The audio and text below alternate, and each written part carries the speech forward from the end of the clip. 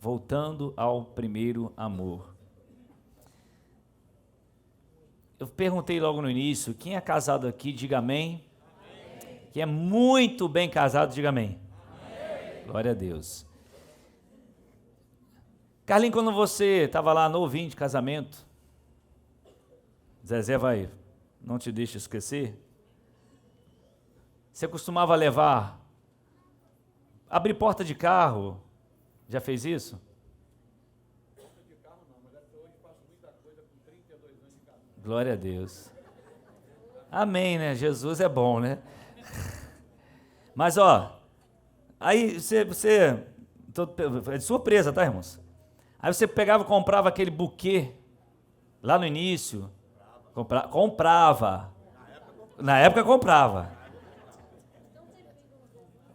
Aí a mulher já tem um tempinho que eu não vejo mais, né?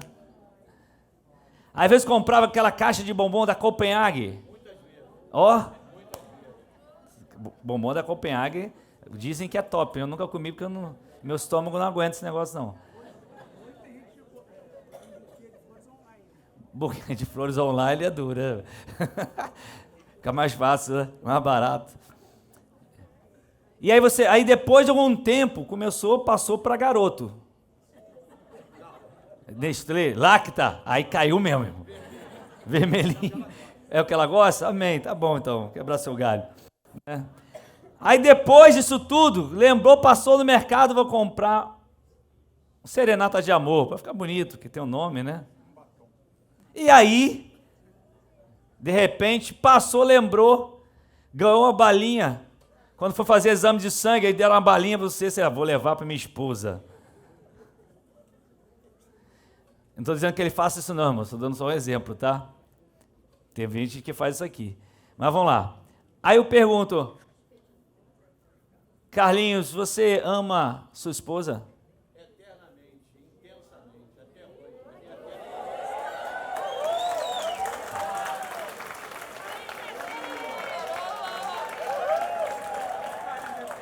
É uma figura, abençoado.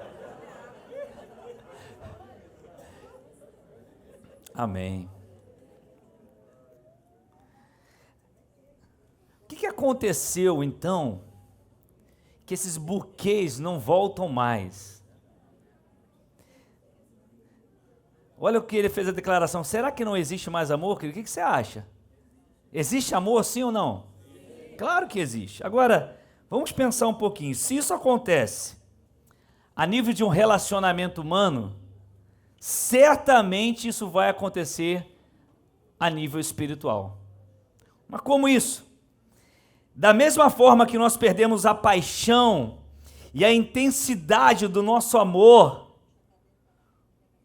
não é que você perdeu o amor, mas com o envolvimento, com a rotina de um relacionamento com pessoas, você acabou perdendo não o amor, mas a intensidade. Ou seja, aquele buquê que você levava, você não leva mais. Não que você não ame, mas você não leva mais. Então isso acontece com pessoas que realmente amamos. E acaba também acontecendo com o nosso relacionamento com Deus. O nosso relacionamento com Deus também tem desgastes, queridos. E é interessante isso.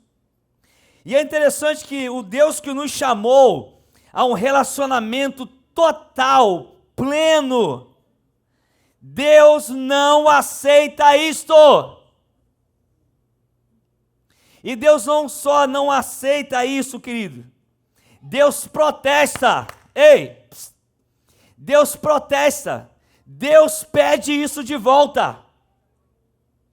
Deus quer isso de volta.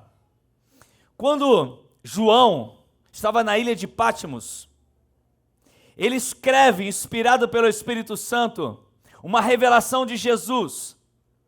E nesse livro que chamamos de Apocalipse, chamado de Apocalipse, então, ele escreve a algumas igrejas. Na verdade, ele escreve aos anjos ou ao anjo da igreja. E uma dessas cartas que ele escreve ao anjo da igreja, também direcionada à igreja, é uma carta à igreja de Éfeso.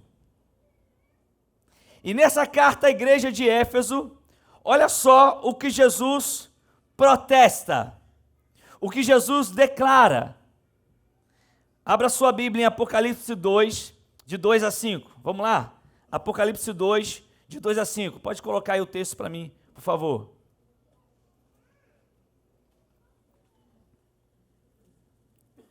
Apocalipse 2, de 2 a 5.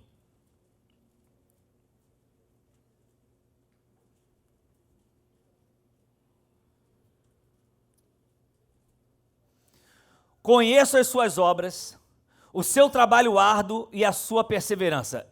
Quem está falando aqui, queridos? Jesus. Ele fala a João, que está na ilha de Patmos, ele está preso na ilha, e lá ele tem uma revelação. Uma revelação. E ali Jesus começa a dizer para ele algumas coisas. Ele fala, escreve ao anjo da igreja que está em Éfeso. Defendemos a ideia de que esse anjo da igreja é o pastor da igreja, que também era direcionado à igreja, ok? Então escreve, e ele começa, no versículo 2 está assim: conheço as tuas obras, o seu trabalho árduo e a sua perseverança. Sei que você não pode tolerar homens maus, que pôs à prova os que dizem ser apóstolos, mas não são, e descobriu que eles eram impostores. Versículo 3. Você tem perseverado e suportado os sofrimentos por causa do meu nome, e não tem desfalecido. Versículo 4. 4, acho que pulou. Agora foi o 4. Contra você, porém, olha só. Contra você, porém, tenho isso. Você, vamos ler juntos? Você, olha só, versículo 5.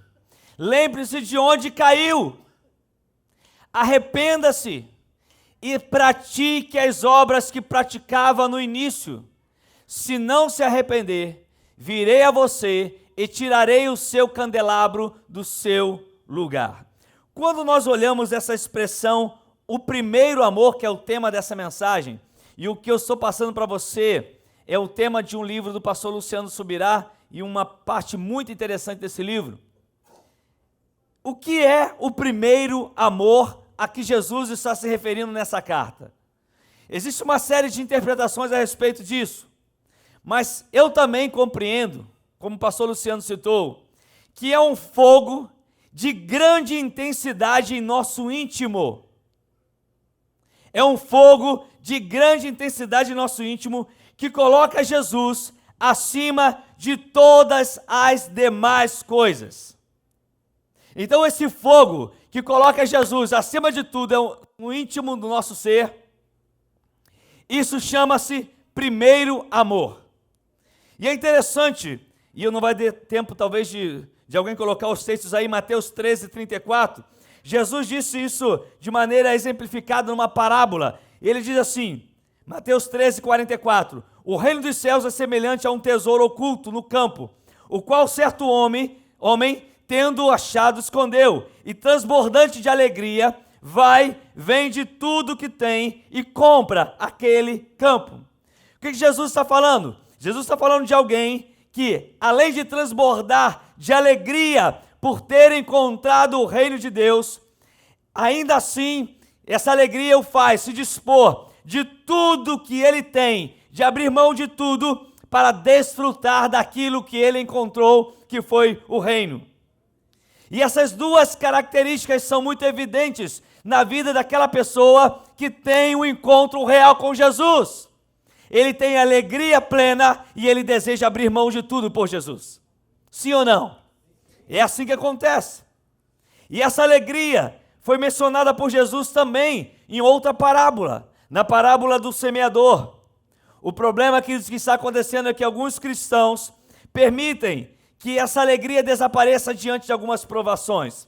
Mateus 13, 20 e 21 diz assim, na parábola do semeador ele fala, o que foi semeado em solo rochoso, que é a palavra que foi semeada, esse é o que ouve a palavra e recebe logo com alegria, mas não tem raiz em si mesmo, sendo antes de pouca duração.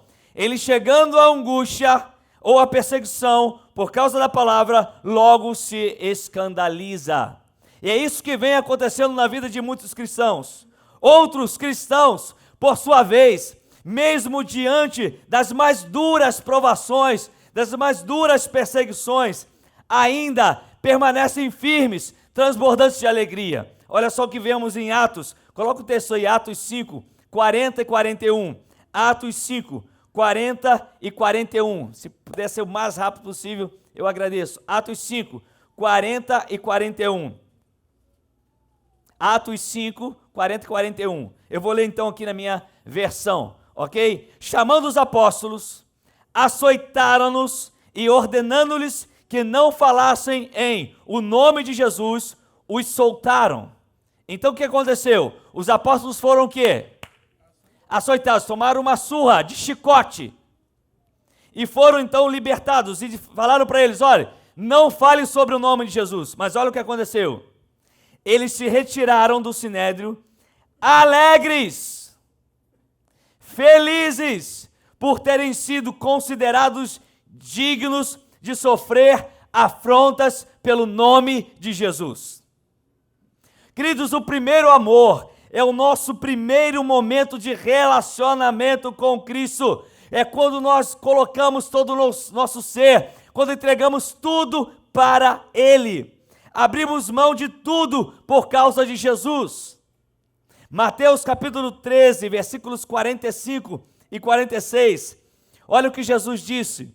O reino dos céus é também semelhante a um que negocia e procura boas pérolas, e tendo achado uma pérola de grande valor, vende tudo o que possui e a compra. Ele está dizendo, o reino de Deus é a prioridade absoluta. É quando nós amamos a Deus de todo o nosso coração e de toda a nossa alma, com todas as nossas forças e todo o nosso entendimento. Diga amém se você crê. Amém. E é este primeiro amor que nos leva a uma intensidade, a vivermos intensamente a fé. Foi assim desde o início.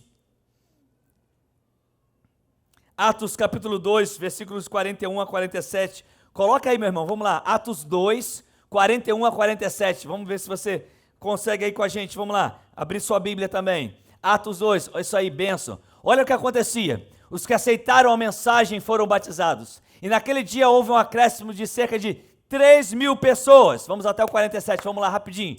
Eles se dedicavam ao ensino dos apóstolos e à comunhão, ao partir do pão e às orações. Vamos lá. Todos estavam cheios de quê?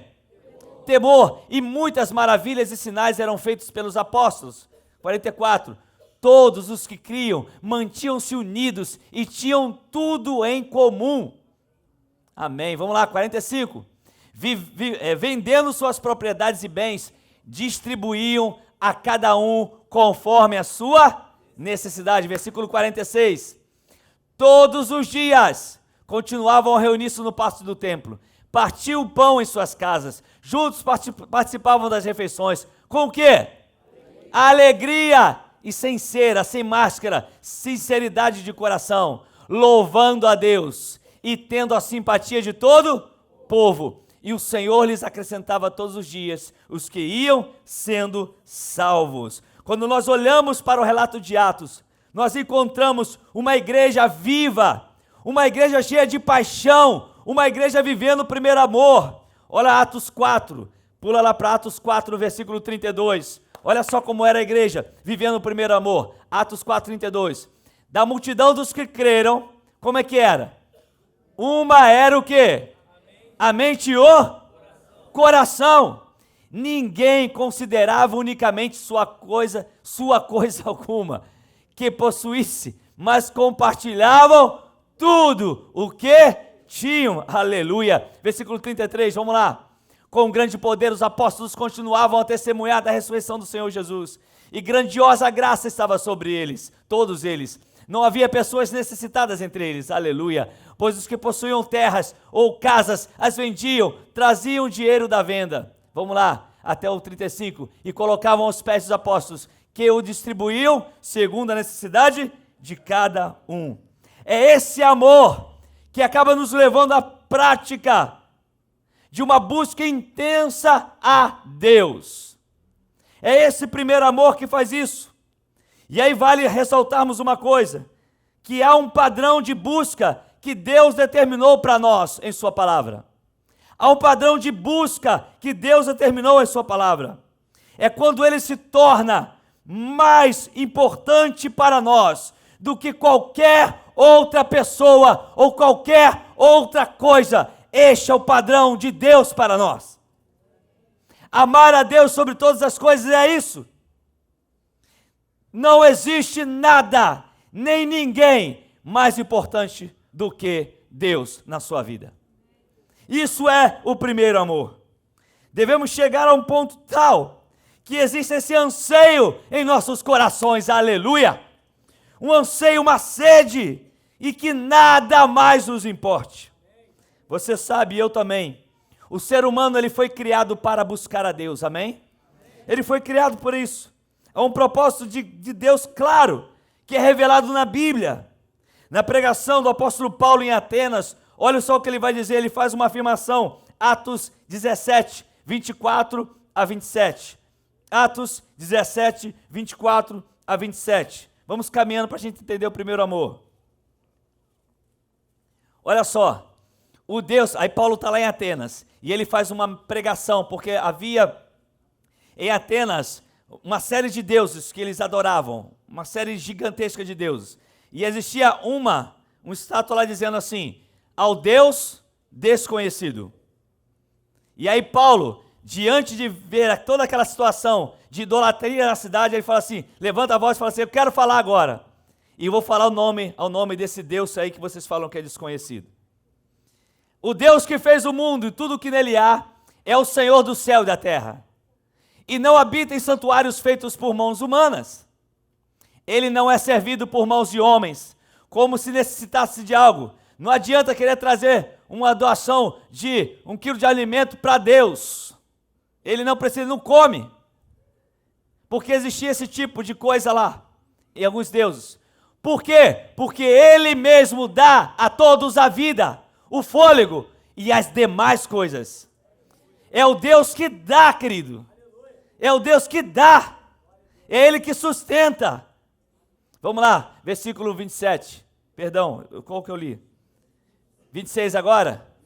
De um só fez Ele todos os povos, para que povoassem a terra, tendo determinados tempos anteriormente estabelecidos e os lugares exatos em que deveriam habitar. Versículo 27. Deus fez isso. Para quê? Para que os homens o buscassem. Deus fez isso para que os homens o buscassem. Então, há no coração de Deus um anseio. Ele quer que nós o busquemos, Otávio. Ele quer que nós o conhecemos cada vez mais. Ele quer você perto dele. E talvez, tateando, pudessem encontrá-lo. Embora não esteja longe de cada um de nós. Aleluia. Ele está dizendo assim, o Deus que vocês estão dizendo que não conhece, Ele fez todas as coisas. Ele é todo poderoso, Ele dá todas as coisas, e Ele está pronto para receber vocês, Ele está pronto para receber vocês, Ele está pronto para receber vocês, Ele quer ter um relacionamento com vocês. A declaração de Paulo, inspirada pelo Espírito, é muito clara. O homem foi criado e colocado nessa terra para buscar a Deus, e mesmo com toda a cegueira espiritual, o homem deveria buscar a Deus. E Deus, querido, deixa eu falar uma coisa para você. Deus quer ser achado pelo homem. Deus quer, é fato. Ele não está longe. Deus não esperava apenas que os homens o buscassem, mas que fizessem da forma correta. Há uma forma correta de buscarmos a Deus. E Deus revela isso através do profeta Jeremias. Ele deixou bem claro o que é necessário para que possamos encontrá-lo. Não é uma busca qualquer, mas é uma busca de todo o coração. Coloca aí Jeremias 29, 13. Jeremias 29, 13. O que está escrito aí? Jeremias 29, 13. Alguns sabem até de cor. Jeremias, capítulo 29, versículo 13. O que está escrito aí? Vamos ler juntos? Vocês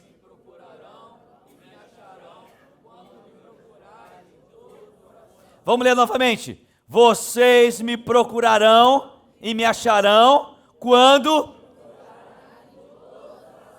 Então, qual é o critério de Deus? Qual é o critério de Deus? Está no final do texto ali. Quando me buscarem, vocês vão me achar, sabe quando? Ei, quando? Quando me buscarem, me procurarem de todo o coração. Não é quando eu quero ter uma casa própria. Não é quando eu quero ter um carro novo. Não é quando eu quero só ter uma bênção. Vocês vão me procurar e vocês vão me achar. Mas quando vocês fizerem isso, vai ter que ser de todo o coração. Vocês só vão me achar quando for de todo o coração. Aleluia! E esse amor, é esse amor que queima em nós, que vai fazer com que cada um de nós trabalhemos para Deus. Jesus, quando falou com Pedro a respeito de pastorear as ovelhas, ele disse: Pedro, você me ama? E Pedro: eu te amo, Jesus, então cuida das minhas ovelhas. Pedro, você me ama? Então cuida das minhas ovelhas. Pedro, você me ama? Então cuida das minhas ovelhas. Quando o nosso coração queima, Jesus estava dizendo: Pedro, se você me ama, cuida das minhas ovelhas. Cuida das minhas ovelhas, se você me ama desse jeito. O apóstolo Paulo falou que o amor de Cristo, quem entende a profundidade desse amor, que o amor de Cristo nos constrange. Quer ver? Coloca aí, 2 Coríntios capítulo 5, versículos 14 e 15. Olha só o que diz aí Paulo falando. Olha só sobre esse constrangimento. 2 Coríntios 5, 14 e 15 diz assim: pois o amor de Cristo nos constrange. O que é constranger?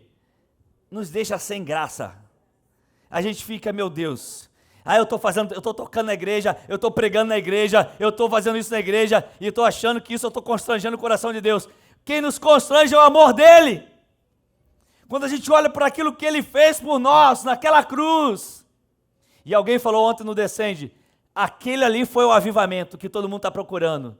O avivamento já começou na cruz. Já começou na cruz. Aleluia. O amor de Cristo nos constrange. Por quê? Porque estamos convencidos de que um morreu por todos. Logo, todos morreram. Versículo 15.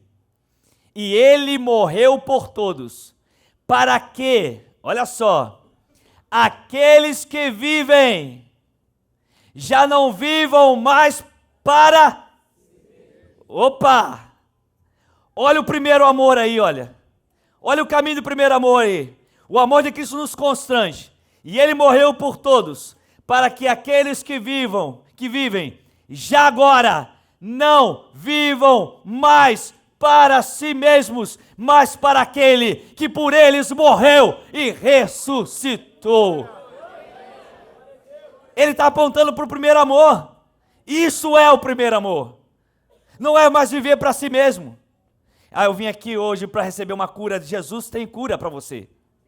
Eu vim aqui para libertar minha família. Jesus tem libertação para a sua família.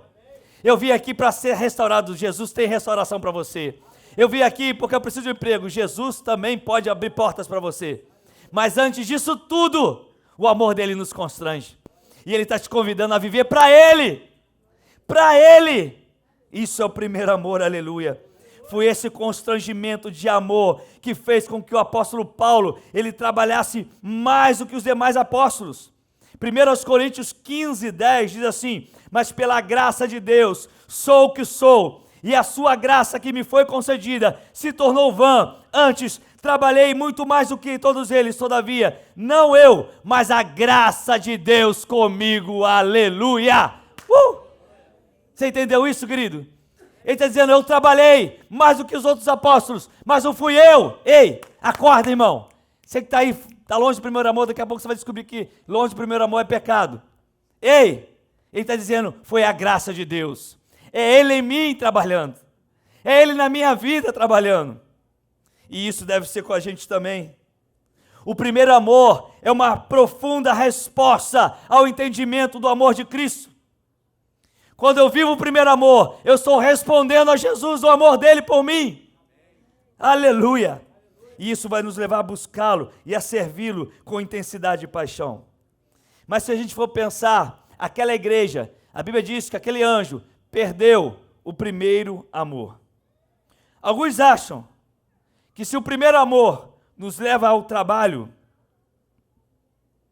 quem vive o primeiro amor é porque trabalha, é porque faz o reino. Alguns acham isso. Então a perda do primeiro amor poderia ser definida como uma diminuição da produtividade. Então você não faz mais do que o necessário na igreja que você congrega. Você só está fazendo o que você tem que fazer. Você é líder de célula, então eu tenho que fazer a minha célula. Você está enfim, o que você faz, eu só faço o que eu tenho que fazer. Então deixa eu te dizer, a perda do primeiro amor não é isso.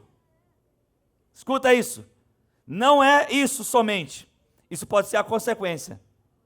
Porém, de acordo com aquilo que Jesus escreveu à igreja de Éfeso, a perda do primeiro amor não é apenas uma questão da gente ficar meio que relaxado no reino de Deus, no trabalho de Deus. Por quê? O que diz lá Apocalipse 2:2? Coloca lá. Apocalipse 2:2. Olha o que Jesus fala à igreja. Apocalipse 2:2. Coloca aí para a gente poder ler. Rapidinho, vamos lá. 2:2. 2:2. Isso. Olha o que ele diz. Leia comigo aí só a primeira frase.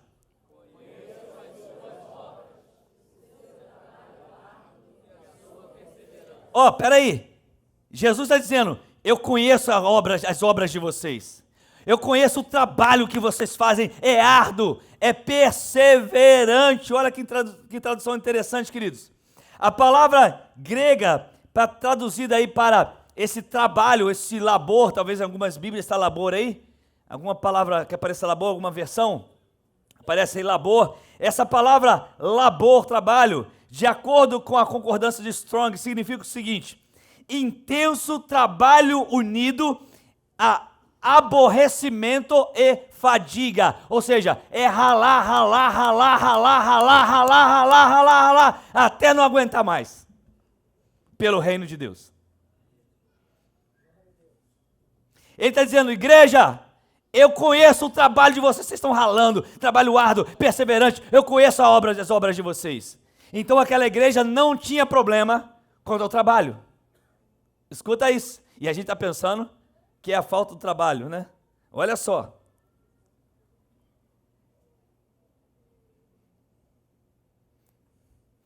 Este tipo de labor, de trabalho, seguido de perseverança, não nos permite concluir que eles tenham demonstrado alguma queda de produtividade. Não foi isso, queridos.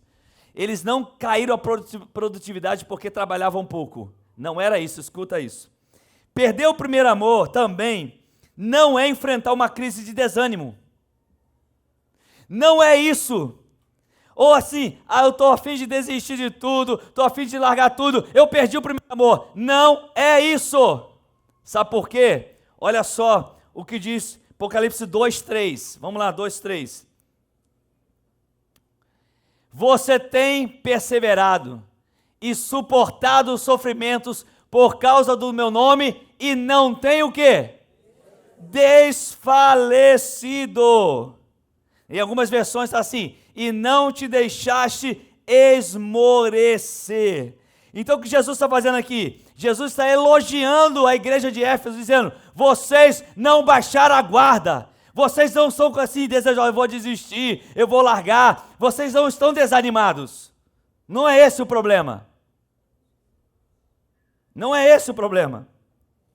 A perda do primeiro amor também não pode ser vista como sendo um momento de crise no trabalho ou na dedicação, uma vez que é algo que Deus tem contra nós, ou contra a igreja de Éfeso naquele tempo, que retrata a nossa realidade. Apocalipse 2, 4 e 5, coloca aí.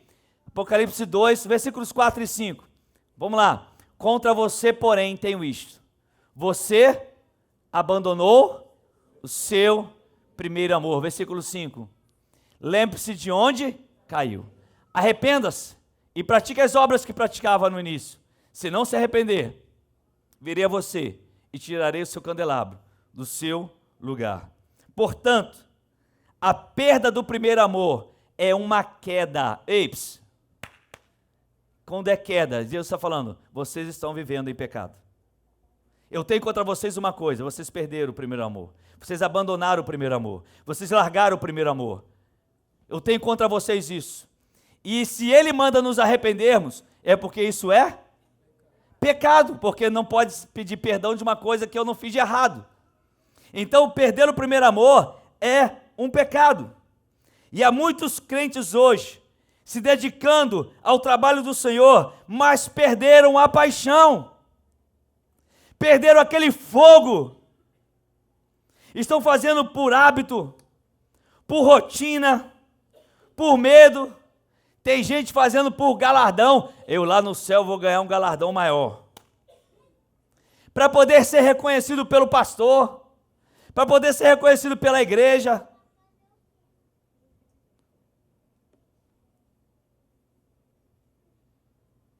E não faz sentido nenhum fazer tudo isso sem ter o primeiro amor. Não faz sentido, querido. Essas coisas nós podemos fazer, mas Jesus está dizendo à igreja, não faz sentido todo o trabalho de vocês sem o primeiro amor. Vocês vão perder a bênção de vocês, porque vocês não estão vivendo o primeiro amor. Não tem mais fogo, não tem paixão. Essa era a queixa de Deus. Essa é a queixa de Deus. A palavra grega ali traduzida como você abandonou o primeiro amor é afieme, ou apieme. E sabe o que significa? E é um significado bastante grande, bastante abrangente. Olha só o que significa, escuta isso. Enviar para outro lugar. Mandar embora ou partir. De um marido que divorcia de sua esposa. Separação. Enviar, deixar, expelir, deixar ir, abandonar, não interferir, negligenciar, deixar ir, deixar de lado uma dívida, desistir, não guardar mais, partir, deixar alguém a fim de ir para outro lugar, desertar sem razão, partir deixando algo para trás, deixar destituído. Deus está falando, é isso que vocês fizeram com o primeiro amor. É isso que vocês fizeram com a paixão. É isso que vocês fizeram com aquilo que queimava no coração de vocês no início. E essas expressões refletem não uma perda que a gente pode chamar de meramente acidental, mas era um ato voluntário de abandono e descaso. Ou seja, Deus está falando assim, eu quis não viver esse primeiro amor. Eu não quero viver essa paixão. Eu não quero mais fechar a porta do meu quarto e ali colocar aquela adoração e pegar a palavra e ler aquela palavra e deixar aquela palavra queimar em meu coração. Eu não quero mais fazer isso. Sabe por quê? Porque eu não tenho tempo mais para isso. Eu não posso mais fazer isso, eu não tenho tempo para isso. E a gente começa a trabalhar na obra, e faz célula, e faz aquilo, e projeta herança, e construção, e aquilo, e evangelismo, e intercessão, e louvor, e adoração, e isso, e aquilo. E Deus está falando, eu não sou contra isso. Eu não sou contra vocês fazerem isso. Mas eu tenho uma coisa contra vocês. Vocês perderam a paixão. Vocês perderam a paixão. Aquele buquê de rosas que vinha no início do relacionamento não vem mais. Aquele chocolate Copenhague que vinha no início do casamento não vem mais, agora é um batonzinho.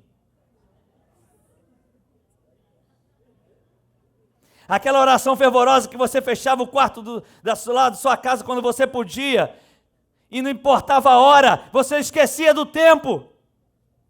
E ali os louvores surgiam. Agora é sentar na hora do almoço, colocar comida na frente e dizer, Deus, muito obrigado por esse alimento, muito obrigado por sua presença em minha vida, amém. E eu vou comer. E vou viver minha vida. Jesus está dizendo o seguinte, não é que vocês não me amem mais, não é que vocês não se importam mais comigo, vocês estão trabalhando, mas vocês perderam a paixão, não se tratava de uma ausência completa de amor, porque ainda existiu amor, está escrito lá, vocês são perseverantes, vocês trabalham, vocês se esforçam, vocês fazem o melhor, vocês combateram aqueles que não eram apóstolos, vocês bateram de frente com eles, mas vocês perderam o primeiro amor. Vocês me amam. O amor deles havia perdido a intensidade. Não era mais o amor, não era o amor o combustível. O amor não era, esse primeiro amor não era mais o combustível. Não é isso que fazia a gente, sabe, estar na rede de jovens, estar na rede de homens, estar aqui na oração, estar nas células, estar ali ajudando o Projeto Herança, estar aqui ajudando a construção, estar evangelizando nas ruas, estar pregando o evangelho no trabalho. Não, e perdeu-se o combustível é o primeiro amor. E a Bíblia está dizendo isso é pecado. Eu tenho contra vocês isso. E se isso não voltar, ele está dizendo, vocês vão perder tudo. Vocês vão perder tudo que vocês acham que tem. Porque eu vou tirar o candelabro. O que é o candelabro, querido?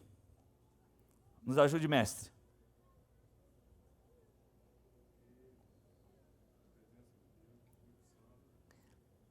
A presença do Espírito Santo. É o fogo que queima. Alimentado pelo óleo, não é isso? O primeiro amor é como fogo. Quanto mais você coloca lenha, ele é incendiado. É por isso que a gente falou que o casamento aqui é um bom exemplo para isso. Chega em casa com um buquê de rosas. Ei, você que é casado. Você que não é, vai treinando. Sua esposa vai olhar você ficou maluco. Se há muito tempo ela não vê isso, vai dizer, tá querendo alguma coisa, né?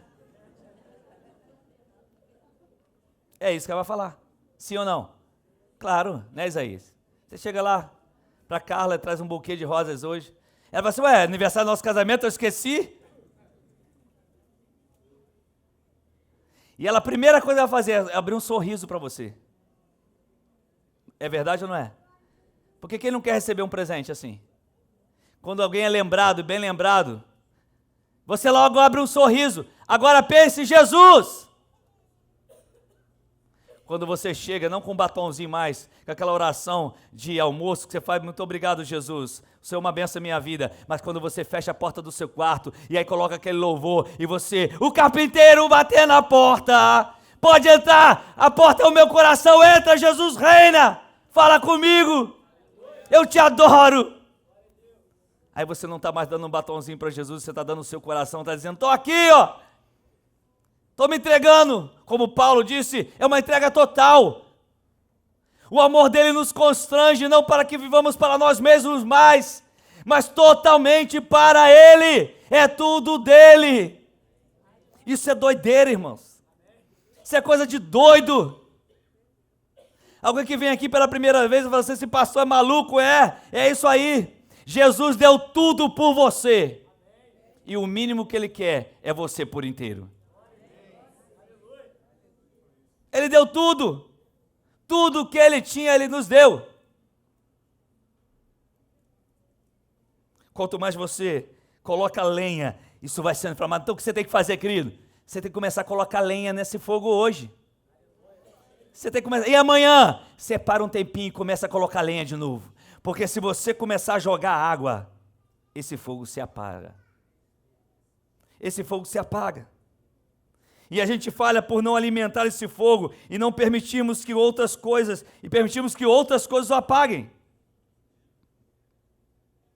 E eu quero encerrar aqui, porque essa ministração não termina aqui.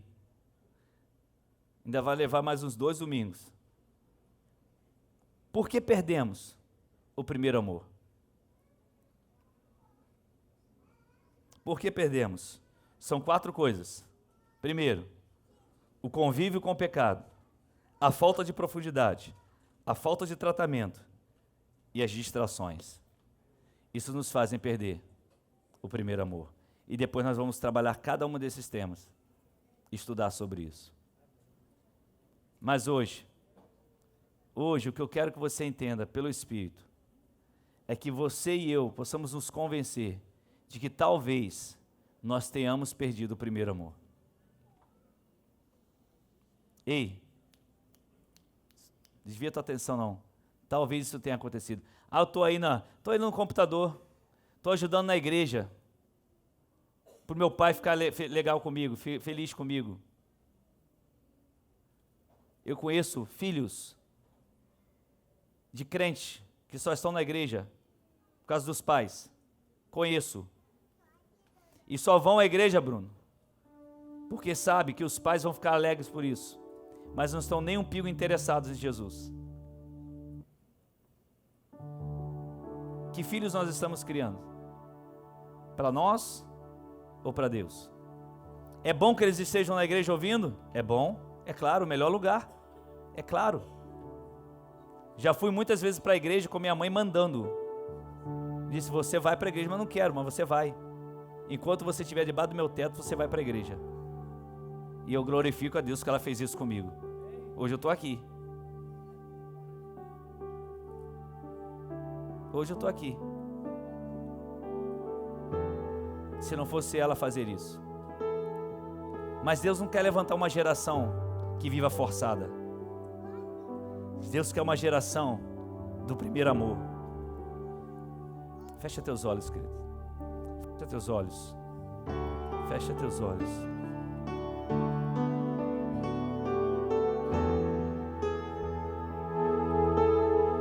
Fecha teus olhos. Converse com Deus aí. Conversa com Deus aí.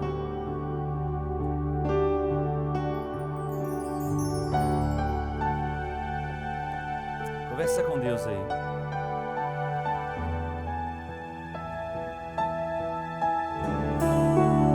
Que o Espírito agora está conduzindo. Talvez você trabalhe tanto, faça tanta coisa. Talvez você esteja longe, não sei como, querido.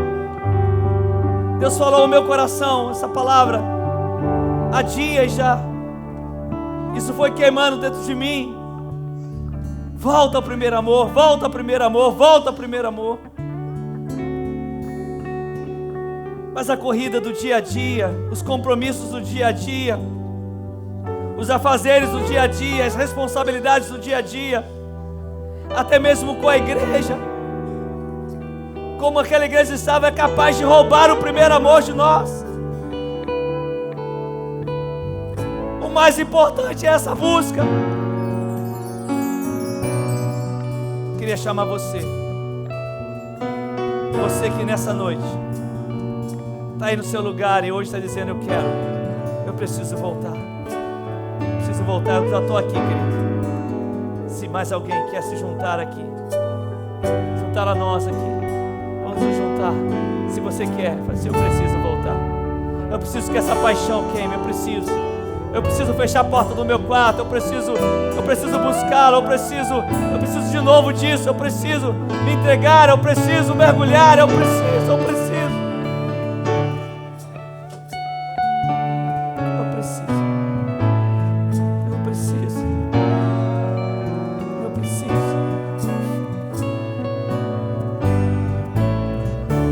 Vamos cantar novamente essa canção.